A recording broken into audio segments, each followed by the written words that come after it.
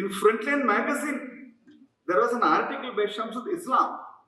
Objection, Your Honor. We have gathered here to bang the gavel hard and declare objection overruled. Is it not?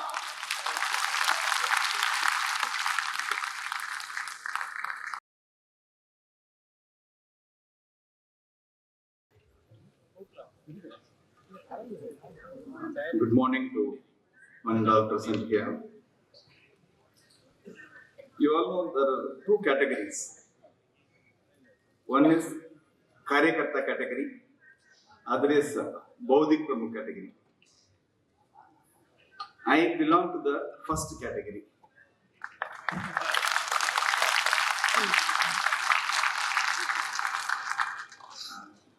Srinivasa ji has asked me to give a 30-minute presentation, probably thinking I'll give some solid academic stuff.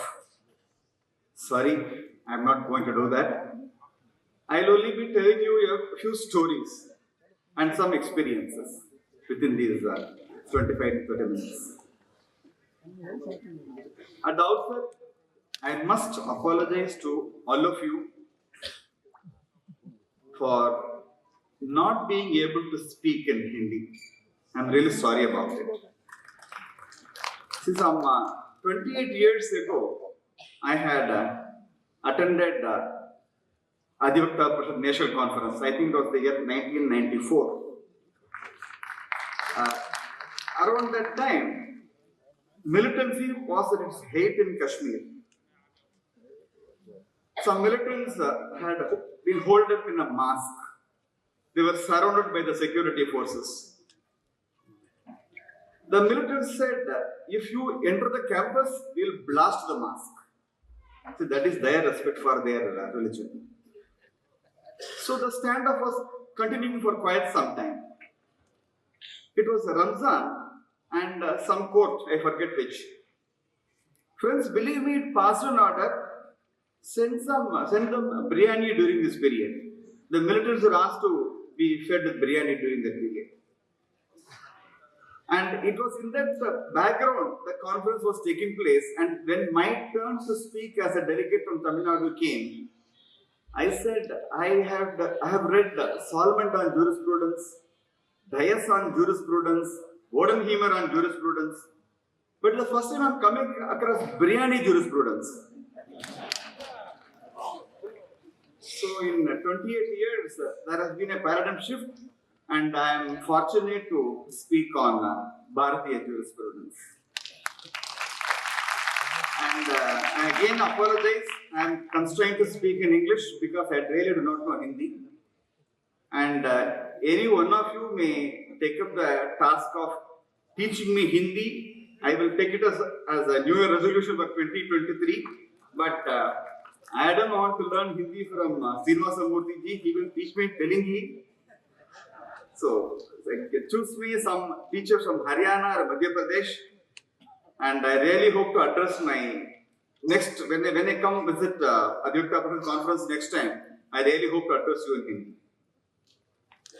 Having said that, friends, I come from Madurai, the land associated with Silappadiharam. It is one of the 5 great Tamil epics. It is about Kannagi. Kannagi was a great woman. She was from a very wealthy family. She got married to one Kovalan. But Kovalan developed a fancy for a dancing woman, spent all his wealth, and the family became literally financially broke. They left their native place, came to Madurai, hoping for a better living. Kannagi had with her anklets. She gave one of them to her husband, said, pledge this item, raise some decent capital, and let us start some new business here.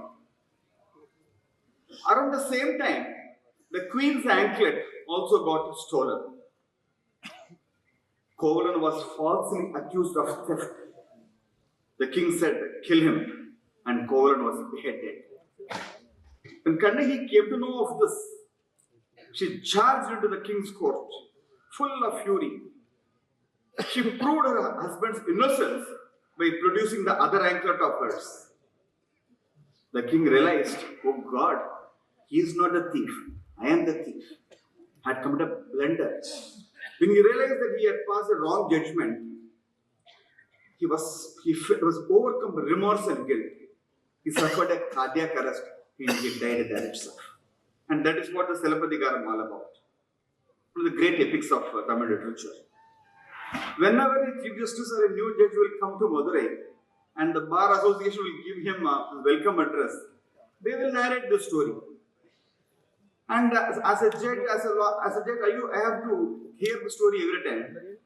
I used to tell myself, thank God, judicial infallibility is no longer a condition of service. Till suddenly shiver down my spine. Oh, if I pass a wrong judgment, if death is the consequence, what will happen to us? Then the collegium will have no other job but to keep recommending names for appointment. It will be a 24/7 job. But then I am making two assumptions here. One is the members of the collegium are Amartasya Putra. And the other assumption is Law Minister Kiran Raju will not play hardball with the collegium. So, subject to these two assumptions. Friends, I said Silappatikaram was all about giving a wrong judgment in a case. But what is our moral? Our moral is that when it comes to handing down capital punishments, it should be beyond any error. It cannot be to satisfy the collective conscience of anybody. That is a moral I derive from this story. And talking of capital punishment, and just last month, 6 convicts in Rajiv Gandhi case, they were originally sentenced to death, then there was commutation to life imprisonment, and after 30 years have gone, they have been allowed to go scot-free. And there was one seminar in Chennai, and one of the convicts, he was the star speaker there. And many of us really felt disturbed by that, including myself. But then, I came across one beautiful passage in Valmiki Ramayana. Beautiful passage. The war had ended. Hanuman goes to Ashokavana to bring back Sita. There he sees all the Rakshasis who are tormenting Sita.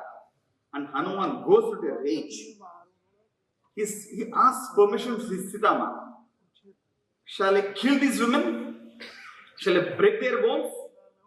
Then Sita says, Hanuman, don't you know that what the bear told the tiger? Don't you know that story? And she quotes that. It's a very beautiful story.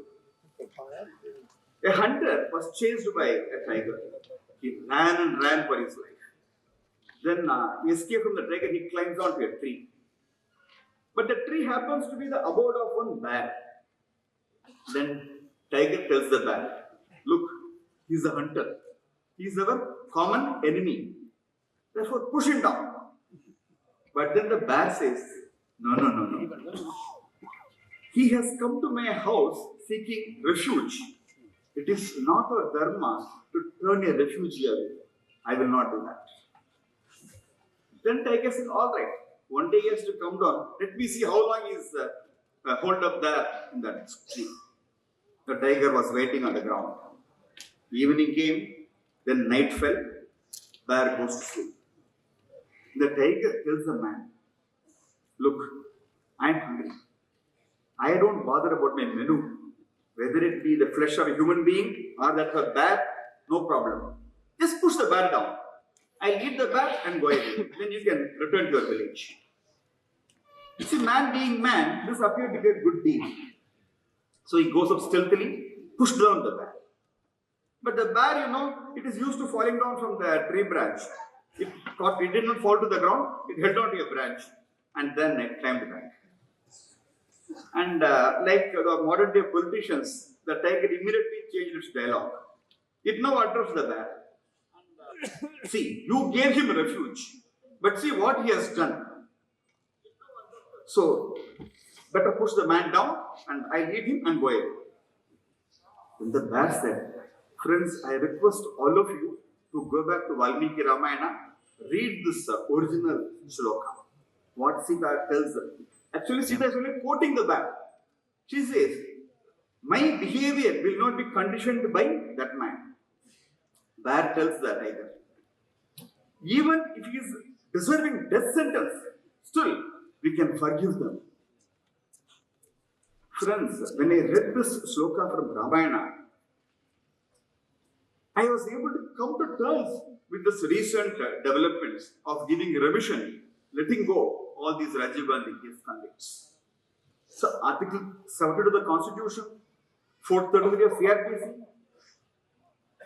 for all that, we have a basis in Ramayana itself. In fact, that is exactly what Justice Abdul Nazir spoke to us last year in Advaita Parishad conference held at Hyderabad. When he said, decolonize the Indian judiciary, when he said, let us go back to our roots, when he spoke of the great features of the Bhartiya Jurisprudence, it was really meaning this. But then, after Abdul Nasir J spoke, all of you would have read, it invited such strong reactions from the so-called liberal left. One writer said, Justice Abdul Nazir has breached his constitutional oath. In Frontline magazine, there was an article by Shamsul Islam. Objection, Your Honor. We have gathered here to bang the gavel hard and declare objection overruled. Is it not?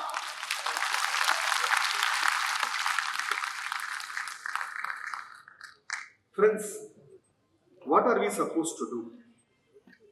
I began my presentation by saying, I am a Karyakarta. I only believe in giving tips alone. I have drawn up 5 or 6 tips. Let me start. First one, all of us present here, reading Ramajas may be a little difficult, but listening to Mrs. Ramasubramaniam will be so easy. And I think that would provide us an excellent and easy introduction to Bharatiya Jurisprudence. Just as Valmiki is in Sanskrit, Tulsidas in Hindi, we have Kamban in Tamil. This is Ramasubramaniam has written a scholarly work on law and justice in Kamban's Ramayana. It's a very small book, and I am told that the judges himself translating it into English. And from that book, I will quote only 3 instances. In the very opening chapter, the judge traces a link between law and the black color. For a very long time, I was quite uncomfortable with the black dress that we lawyers and judges wear. But in Kamban, he says, who is the god of justice? Yamadharma Raja. He is black in color. What is his vehicle? Buffalo. This is black in color. Of course, because the vehicle of the justice god we have in Buffalo, our legal system is also moving very, very slowly. I wish he had a horse as his vehicle.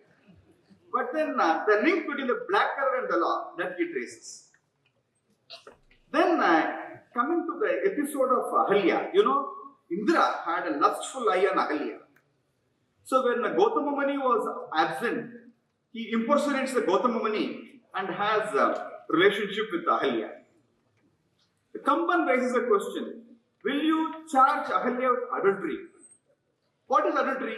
Having sex with a person other than the spouse. That is adultery. But Ahalya was not guilty of adultery because to constitute a crime, you needed 2 elements, the physical act and the intention. Ahalya was thinking she was with her husband. She did not have the criminal intention. Therefore, the poet concludes she was not guilty of adultery. Mens rea concept, whether the English people gave this concept mens rea? No. The Bhartiya Jurisprudence was already endowed with the concept of mens rea. Then we have, again, same Ramayana, the war scene. Indrajit and Lakshmana are locked in a terrible combat. Indrajit can do that vanishing act, disappearing act. And Lakshmana is not able to find out where he is. So, to sheer anger, he wants to unleash Brahmastra. Brahmastra is our equivalent of pressing the nuclear button, atomic bomb. When he is about to do that, Rama says, no, Lakshmana, you won't do this. Why? Yes, you will kill Indrajit, but along with Indrajit, you will also kill innocents. Our dharma does not permit that. See, some 30 years ago, when Iraqi war was going on, their aim was to kill Saddam Hussein, but hundreds and thousands of innocents were killed. A question is asked to President George Bush in a press conference. Sir, what about this killing of innocents? He shrugged his shoulder and said, collateral damage. Western jurisprudence will accept collateral damage. Bhartiya Jurisprudence will not accept collateral damage. So many aspects like that. Even res judicata, every concept you will find in our Bhartiya Jurisprudence. Well, having spoken of Ramayana, can we leave behind the Mahabharata? No. Friends, I recently came across a tiny booklet by one advocate by name Sridhar Pattaraju. He's a Delhi-based advocate, I suppose. He has culled out maxims from Mahabharata. You can just run through that. And one maxim alone I will cite. Vidura is telling how to, just as a honeybee collects honey from the various flowers, tax should be collected from the people. It should be a painless process. There's a maxim in Mahabharata. Friends, can there be a better basis for tax jurisprudence other than this? So whenever I wish that the GST authorities are acquainted with this principle, then Arthashastra, Manudharma Shastra, Yajnavalkya, so many are there. So, friends, the resolution that we are going to now form is that we will undertake a study of all these subjects. So, this conference will be the first step that we are now going to do. But there is one clarification. We are not going to wholesale import what was there. In fact, in the previous session, our good friend Vikram Banerjee saying, no, it is not going to be a blind application of what was there. What is not in tune with the current needs and times, we will not accept that. Certain aspects of the past were absolutely objectionable. We will simply cut them away, chop them off. We won't bring them back. I will even go to the extent of saying, whatever is not in accord with constitutional morality, that we will not even accept. So to that extent we will go.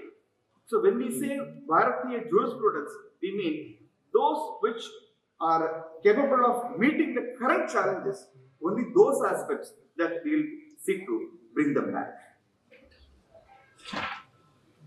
Friends, what is unique about Bharatiya Jurisprudence?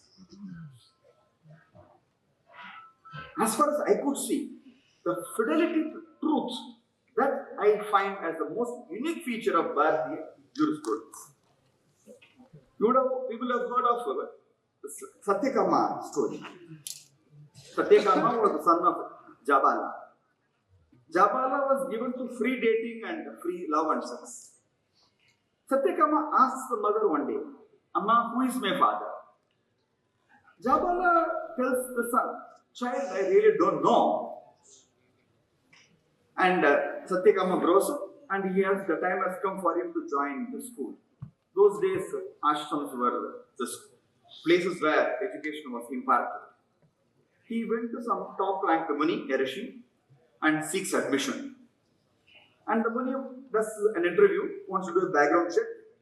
Asks Satyakama, well, who is your father?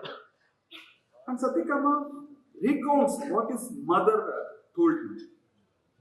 He got instant admission because Satyakama was truthful.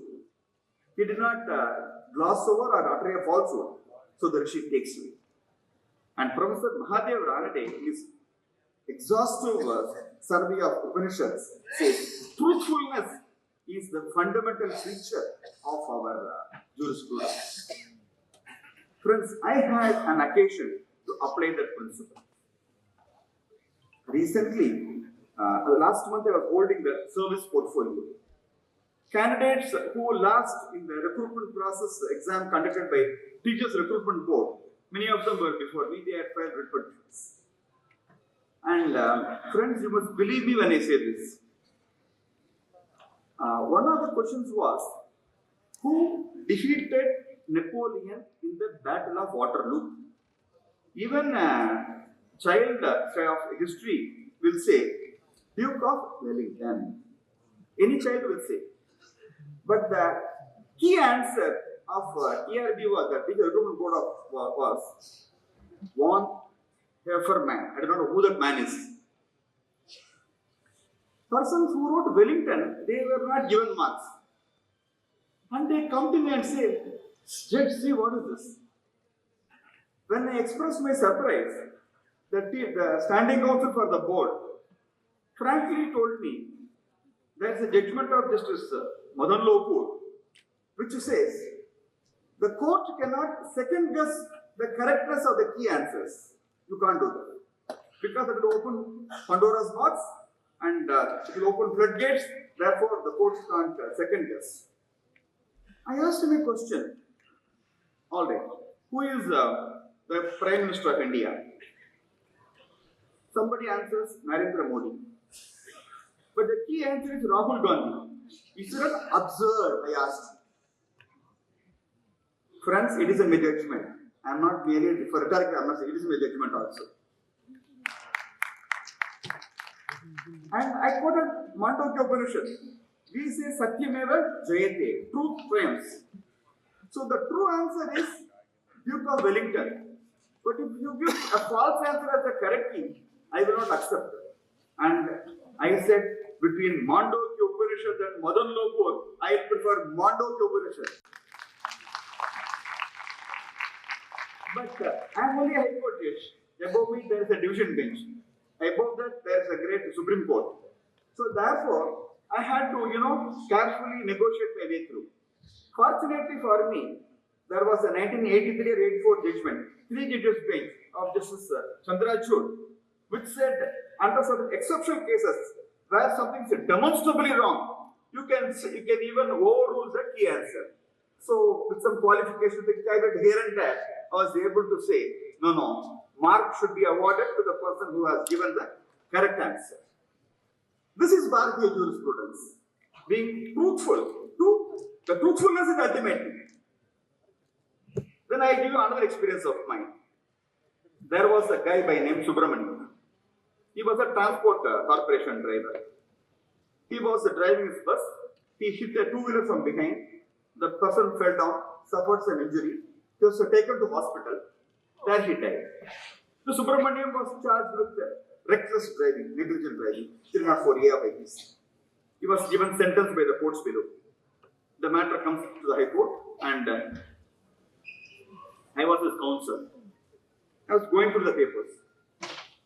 I came across some very interesting earlier judgment. I decided to make use of it. I told the judge, the person did not die on the spot. He died elsewhere.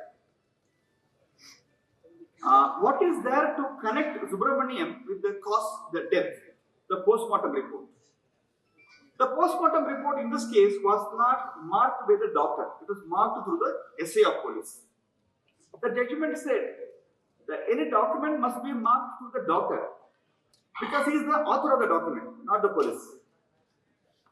I said, since the doctor was not examined, you cannot take this PM certificate into account. You must throw it away. And once the PM certificate is thrown away, there is nothing to connect this driver with the death. I got acquitted. See, this is the absurdity of modern Western jurisprudence. This obsession with admissibility, procedure. So, when we say Bhartiya jurisprudence, see, for us what is important? Truth is important. The substance, the kernel is important. So that is why we say, let us go back to Bhartiya jurisprudence. Friends, in the beginning itself I said I am an applications man. Whenever I get an opportunity, I just invoke our principles. I'll give you only one other case law which was dealt with by me some 2 or 3 months back. There was a case where a municipal employee had given a resignation letter. Then that person abandoned the service. Several years later, she filed a writ petition and that came before me. The council said, it is true, I gave a resignation letter, but orders were not passed accepting the resignation. Therefore, it must be deemed that she is continuing to be in service. That was the argument. But then, in another, the state and subordinate service rule, there was one rule which said, if no order is passed at the end, by the end of the notice period, it is deemed to have been accepted. Of course, there is no corresponding rule in the municipal service. There is a principle in our Mimamsa, Atidesha, the principle of Atidesha, which says you can apply a rule to analogical cases. So I invoked the Mimamsa, the principle of Atidesha, and said even though in the municipal service rules there is no corresponding rule, I will still derive inspiration other rule and say your resignation letter was deemed to have been accepted. Friends, I got inspiration for this from Justice Markandeya. Just as I told you, go to Ramajoy, go to Justice V. Ramasubramanian, go to Justice Abdul Nasir. Same way, I request you, please read some of the judgments of Justice Markandeya. I'll through email circuit give you the citations also. Whenever possible, he will say, why should we follow Maxwell alone? Why not Mimamsa? This question Markandeya has been asking in many cases. And whenever he could, he would invoke the Mimamsa principle and find a solution. See, in fact, I came across judgment yesterday, AR 53 Madras, where an allegation was made. And the judge, rejecting the allegation, said, there is a Mimamsa principle which says, mere assertion is not proof. Even repeated assertion is not proof. That is the Mimamsa principle. So, friends, the next take-home message is, let us not think of only Maxwell and modern logic. We have our own rich body of Mimamsa, a very rich body of Nyaya literature also. And whenever possible, let us fall back on it. My next thing is requesting all of you to start getting acquainted with the writings of Dharampal. I do not know how many of you have heard of that. A great Gandhian who just died some 20 years back. His essential writings have been published by Publications Division very recently. Just go through it. He will talk about Bhartiya Chitta, Manas and Kala. He will say one thing. See, our conception of time is cyclical. The Western concept of time is linear. See, our societal arrangements are different. Their arrangements are different. So, how can we blindly have their legal system? This question Dharampal will ask, and I request all of you to acquaint yourselves with the writings of Dharampal. And there is a fundamental distinction between our approach and their approach. See, for the Westerners, the world was created for the consumption, for the gratification of man, but not so for us. We look at man as a part of the larger cosmic scheme of things. See, we say love nature, love the fellow animals. See, for us, everything was based only on fundamental need and necessity, not for our petty gratification. See, our ancient Shastras spoke about showing love towards animals. Cruelty to animals was punished as an offense. So much was there. See, ours is dharma, which is preservatory in deed. Theirs is predatory in approach. So whether a predatory approach can be superimposed on a dharmic society like that of ours. That is the fundamental question that we have to necessarily ask. Friends, England and France, they are separated by hardly 1,000 kilometers. See, I have reached Kurukshetra from Madurai. It is a 3-hour flight from Madurai to Chandigarh, then a 2-hour drive to Delhi to Chandigarh to Kurukshetra. From France, you can reach London in less than 1.5 hours. Am I right? That's right. But then, the legal system of England is one thing, that of France is something else. One is common law system, other is continental civil law system. Because their societal arrangements are different. When England and France will have two different kinds of legal systems, India, that is so far removed, why should we blindly have that English system? That is the moot question that we are asking. Our language is different. Our way of food cooking different, dressing different. The families, for them it is individual, for us it is family, for them it is right, for us it is duty and responsibility. Everything is fundamentally different. How come the legal system alone be one and the same? That is the question that we have to ask ourselves. See, we are in the 75th year of independence. We are in Kurukshetra, the holy battlefield where Dharma triumphed over Adharma. At this stage, I'm coming to the final part of my talk. I'm going to draw a mental picture before you. All of us remember the Kargil War. The terrorists were perched on the peak. The battalion was on the ground. They have to capture the peak. They have to climb up. Every member of the battalion knew that their chance of returning alive was not even 10%. They knew at least out of the 40 members, 35 will be dead. They knew that.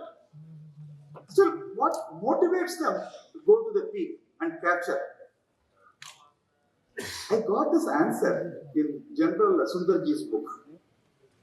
General Sundarji was the chief of the army staff, and after his death, his wife compiled a small book in his honor and memory. I have forgotten the title. Much of the contents also I have forgotten. But one passage I distinctly remember, and I am quoting it from memory. Sundarji asks, what motivates a soldier to bravely court death? Only one thing.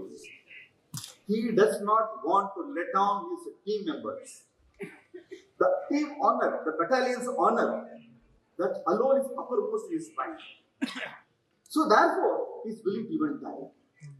See, only there is a sense of belonging will do it. See, we have to one up this legal system. And how we will one up this legal system? Only if it is ours and ours own. But since we are a foreign legal system that we are following, the commitment, the conviction is not there. And that is what is huge barriers. So recently, last year, I was dealing with second appeals. I happened to deal with the case. The suit was filed in the year 1968, the year in which I was born, and I am now 54 years old. A civil case takes 30 years, till 40 years to get it disposed of. And of course, there are many who say that this legal system has given us so much, should we give it up? So to them, my answer is only one thing. I recently came across the title of one self-improvement book. It says, what brought you here will not take you there. So the legal system might have brought us to this point. Maybe it could have fairly succeeded also, but it will not take us to the next one. We are now in the 21st century. The challenges are grave, so powerful. And how do we meet them? Only if the legal system is able to meet the demands of the society. And as the speakers in the previous session, I was listening to that with utmost intent. So what is the Bhartiya approach? Let noble thoughts come from every side. And that is why when I was hearing a case and an advocate called a Pakistani Supreme Court judgment, I happily refer to it because our Rigveda says, let noble thoughts come from every side. And of course, the legal system, the various statutes, they might have been formulated, fashioned some around 50 years ago during the colonial time. How do we deal with that? Friends, I have one solution. I come from Tamil Nadu, and this is the month of December. We have so many classical music kacheris, concerts. And last night as was, I have been attending one or two concerts also. And one concert was by a mandolin maestro. Mandolin, friends, you may know, was made in Italy. It's an Italian instrument. But the genius of Srinivas, he died some 10 years ago. The genius of Srinivas made Carnatic music flow from a Western instrument. So the legal system that we now have, including this constitution, has been an amalgam of the features of various constitutions. The evidence law. This may apparently be a Western one, but our genius consists in making the Bhartiya music flow out of this instrument. That I think we have to do. Just as Srinivas succeeded in producing beautiful, melodious Carnatic music from mandolin, an Italian instrument, I think that should be our challenge, that should be our approach. Before I conclude, I've been reading one book by Arundhati Subramanian. She's a great poet. She has written a book, Women Who Were Only Themselves. It is a book on 4 women saints, the contemporary saints. In the preface, there is one line.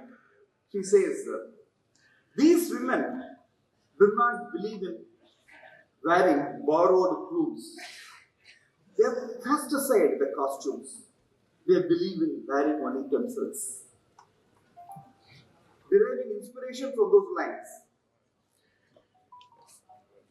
Advaita Parishad says, cast aside the borrowed plume of Anglo-Saxon jurisprudence.